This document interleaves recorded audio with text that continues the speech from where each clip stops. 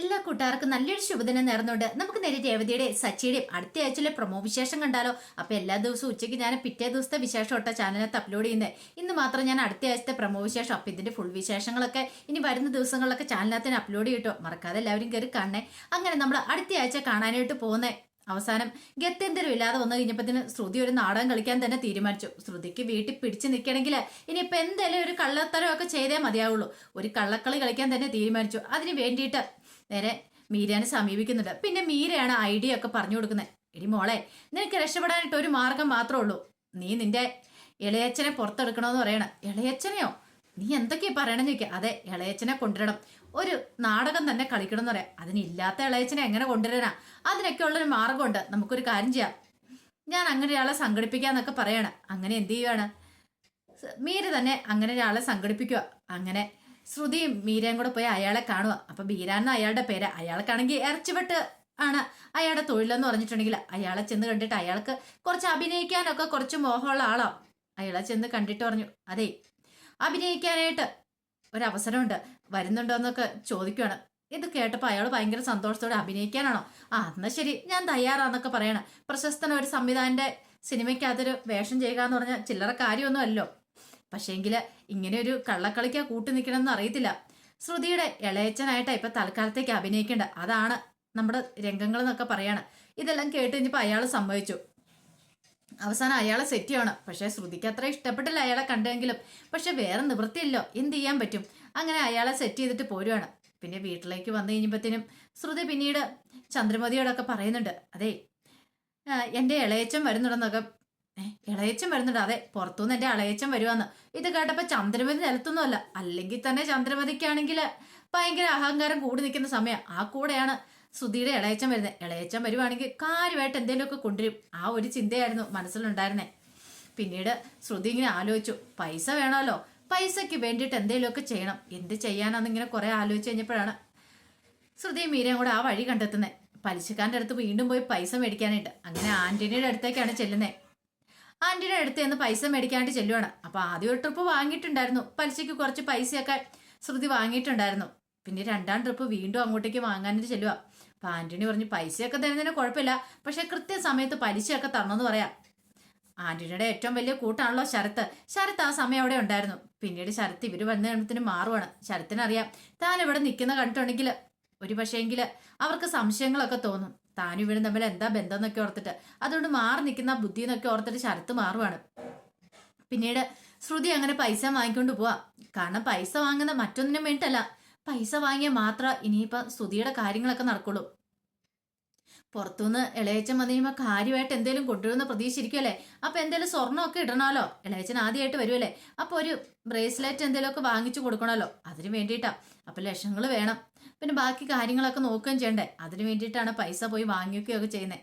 അങ്ങനെ മീര ശ്രുതിയും കൂടെ പോയിട്ട് അവന് ശ്രുതിക്കിടാനുള്ള ബ്രേസ്ലെറ്റും കാര്യങ്ങളൊക്കെ മേടിക്കുകയാണ്. അതെല്ലാം മേടിച്ച് നേരെ അയാളുടെ ബീരൻ്റെ കൊണ്ട് കൊടുക്കുകയാണ്. എന്നിട്ട് പറഞ്ഞു, എൻ്റെ ഇളയച്ചനായിട്ടല്ല അഭിനയിക്കുന്നത്, ഞാൻ വിളിക്കുന്ന സ്ഥലത്തേക്ക് വരണം. അവിടെ വന്ന് കഴിയുമ്പം ഇത് അവിടെയുള്ള എൻ്റെ ഭർത്താവിന് ഇട്ട് കൊടുക്കണം എന്നൊക്കെ പറയാണ്. അപ്പൊ അവന്റെ പേര് സുന്ദർലാൽ എന്ന് പറഞ്ഞത്, ഇളയച്ചന്റെ പേര് സുന്ദർലാൽ, അങ്ങനെ ആക്കിയാൽ മതി എന്നൊക്കെ പറയണം. ആ പേരൊക്കെ ഇട്ടിരിക്കുന്നത്. പേരൊന്നും ഒരു കാരണവശാലും മറന്നുപോയല്ലോ, നന്നായിട്ട് അഭിനയിക്കണം എന്നൊക്കെ പറഞ്ഞ് കാര്യങ്ങളൊക്കെ പഠിപ്പിച്ചു വെക്കുകയാണ്. പക്ഷെ ശ്രുതിക്കൊരു പേടിയുണ്ടായിരുന്നു, ഇവൻ ഇനിയിപ്പോൾ ഇതും കൊണ്ട് മുങ്ങുവന്ന്. ഈ സ്വർണവും പണമൊക്കെ കൈ കൊടുത്ത് അതുപോലെ തന്നെ എല്ലാവർക്കും ഉള്ള ഡ്രസ്സും കാര്യങ്ങളും ഒക്കെ എടുത്തിട്ടുണ്ടായിരുന്നു, അതൊക്കെ കൊണ്ട് മുങ്ങുവന്ന്.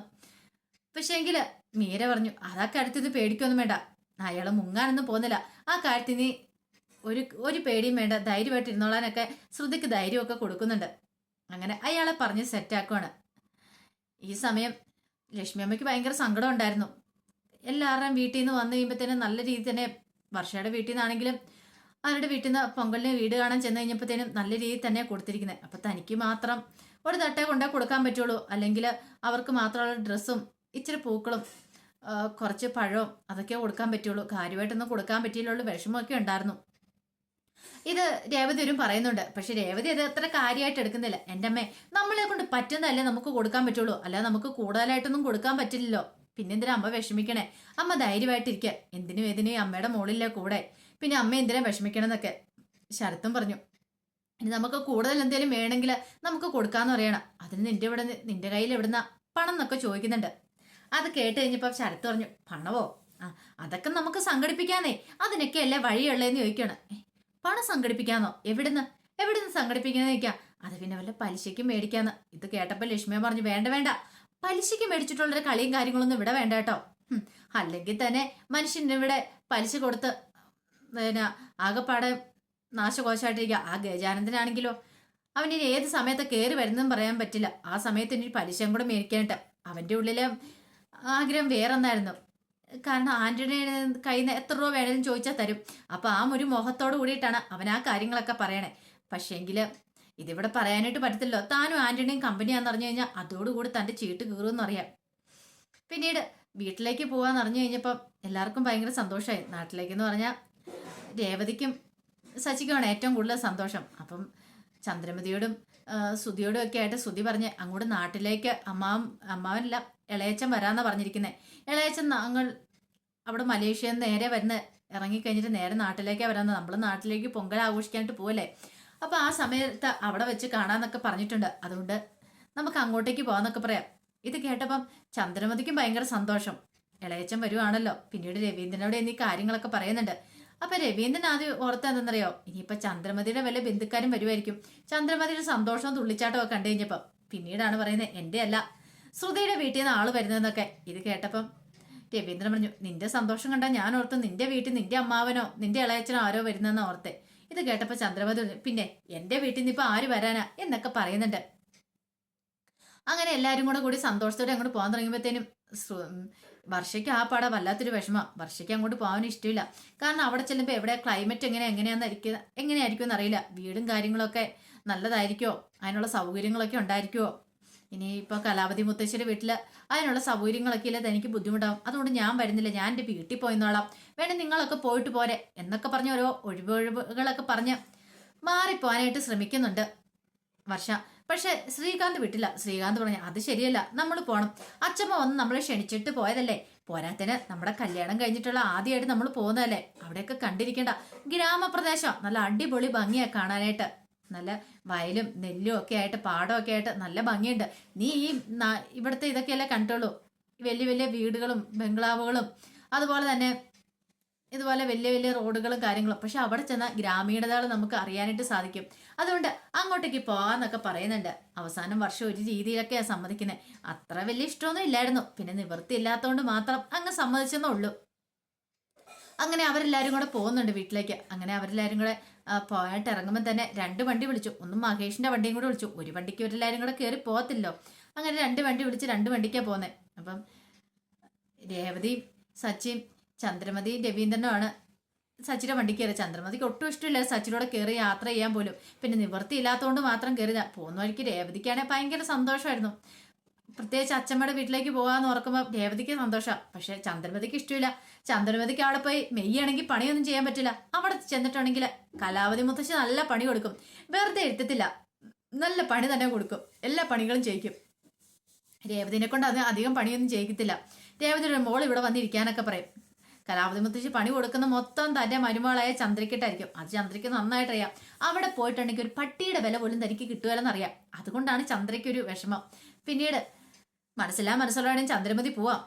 കാരണം എന്താണെന്നറിയാവോ, ഇനിയിപ്പം ശ്രുതിയുടെ ചെറിയച്ചൻ വരുമല്ലേ, ചെറിയച്ചൻ വന്നു കഴിയുമ്പോൾ താൻ അവിടെ കാണണമല്ലോ.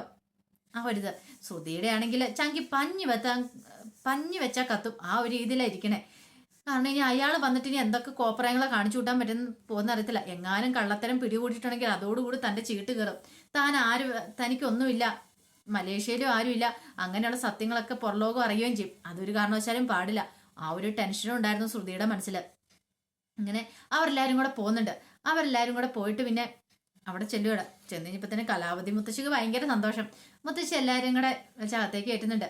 രേവതിനെ കണ്ടപ്പോൾ ഇരട്ടി സന്തോഷം. രേവതിയോട് കാണിക്കുന്ന സ്നേഹപ്രകടനങ്ങൾ കണ്ടു കഴിഞ്ഞപ്പം വർഷയ്ക്ക് ശ്രുതിക്കും അങ്ങോട്ട് സഹിച്ചില്ല. ശ്രുതിക്കാണ് ഭയങ്കര ഇതായിരുന്നു. ശ്രുതി പറഞ്ഞു, നമ്മളെ ഒന്നും കണ്ട മൈൻഡ് പോലില്ല, കണ്ടില്ലേ രേവതിന്റെ ഉള്ളം കയ്യിൽ എന്താ പോലെ കൊണ്ടു കിടക്കണേന്നൊക്കെ പറയണം. ശ്രുതി പറഞ്ഞു, അതൊന്നും കാര്യമാക്കി എടുക്കണ്ട, അച്ഛമ്മയുടെ സ്വഭാവം അറിയാവുന്നല്ലേന്ന് ചോദിക്കുക. പിന്നീട് അവിടെ ചെന്നപ്പോൾ തന്നെ വർഷയും ശ്രീകാന്തും ഒക്കെ നല്ല നല്ല മുറികളെടുത്തു. അവസാനം വന്നു കഴിഞ്ഞപ്പോഴത്തേനും രേവതിക്ക് സച്ചിക്കും കിടക്കാൻ പോലും ഒരു മുറിയിൽ നിന്നായി. പക്ഷെ സച്ചിക്ക് രേവതിക്ക് അതിനുള്ളിൽ ഒരു പരാതിയും പരിഭവമില്ല. സച്ചിക്ക് അവിടെ ചെന്നാൽ പിന്നെ തൻ്റെ സ്വന്തം വീട്ടിൽ ചെന്ന പോലെയുള്ള പ്രതീതിയാണ്. കാരണം സച്ചി അവിടെയാണല്ലോ വളർന്നത്. ചെറുപ്പത്തിലെ മുതൽ. അതുകൊണ്ട് സച്ചിക്ക് അവിടെ ഇഷ്ടംപോലെ ഫ്രണ്ട്സും കാര്യങ്ങളൊക്കെ ഉണ്ട്. അപ്പൊ അവരോടൊക്കെ കൂട്ടുകൂടി നടക്കാനും അവരോട് അല്പ സൊറ പറഞ്ഞ് അല്പസമയം ചെലവഴിക്കാനും സച്ചിക്ക് ഭയങ്കര കാര്യമാണ്. അതുകൊണ്ട് സച്ചി ഒത്തിരി അധികം അവിടെ ആ സ്ഥലമൊക്കെ ഇഷ്ടപ്പെടുന്നുണ്ട്. അത് രേവതിക്ക് നന്നായിട്ട് അറിയാവുന്ന കാര്യമാണ്. അങ്ങനെ ചെന്ന് കഴിഞ്ഞപ്പോൾ തന്നെ കലാവതി മുത്തശ്ശി എല്ലാവരുടെയും വിശേഷങ്ങളൊക്കെ ചോദിക്കുകയാണ്. വിശേഷങ്ങളൊക്കെ ചോദിച്ച് പിന്നെ പൊങ്കൽ ആഘോഷിക്കാനുള്ള കാര്യങ്ങളൊക്കെ നടത്തുവാണ്. അപ്പോൾ പൊങ്കൽ ആഘോഷിക്കണമല്ലോ, അപ്പോൾ അതിന് വേണ്ടിയിട്ടുള്ള തയ്യാറെടുപ്പുകൾ നടത്തുവാണ്. പിന്നീട് പറഞ്ഞു, ഒരു കാര്യം ചെയ്യാം, എല്ലാ തവണയും രേവതിയൊക്കെ കൂടിയല്ലേ, ഈ തവണത്തെ ചന്ദ്രമതി എല്ലാവരും കൂടെ ചേർന്ന് അങ്ങോട്ട് ഒരുക്കട്ടെ എന്ന് പറയണം പൊങ്കലിനുള്ള കാര്യങ്ങളൊക്കെ. അങ്ങനെ ഒരുക്കട്ടെ എന്ന് പറയുമ്പോൾ ചന്ദ്രമതിക്ക് പിന്നെ എന്ത് ചെയ്യണം നടത്തില്ല. ചന്ദ്രമതി പറഞ്ഞു, അത് വേണ്ടമ്മേന്ന് പറയണം. എന്നാൽ ഒരു കാര്യം ചെയ്യാം, അടുക്കള ജോലികൾ മൊത്തം ചെയ്തു, ഞാനും രേവതിയും കൂടെ പൊങ്കലിനുള്ള കാര്യങ്ങൾ ചെയ്തോളാന്ന് പറയാം. പെട്ടുപോയി ചന്ദ്രമതി. അടുക്കളയിലാണെങ്കിൽ എല്ലാ കാര്യങ്ങളും കറിക്കറിയണം, കഞ്ഞി വെക്കണം, കാപ്പി ഉണ്ടാക്കണം, എല്ലാ ജോലികളും ഉണ്ട്. പോരാതെ തന്നെ ശ്രുതിനെ വർഷേനും കൂടെ കൂട്ടിക്കൊള്ളാനും പറയണം. അവർക്കിതൊന്നും അറിയത്തുമില്ല. കൂട്ടിക്കോളം പറഞ്ഞ വേറെ നിവൃത്തിയില്ല, കാരണം അവിടെ ഗ്യാസ് ഇല്ല. അടുപ്പത്ത് വേണം എല്ലാ കാര്യങ്ങളും ഉണ്ടാക്കാനായിട്ട്. ഇതൊക്കെ തയ്യാറാക്കണമല്ലോ.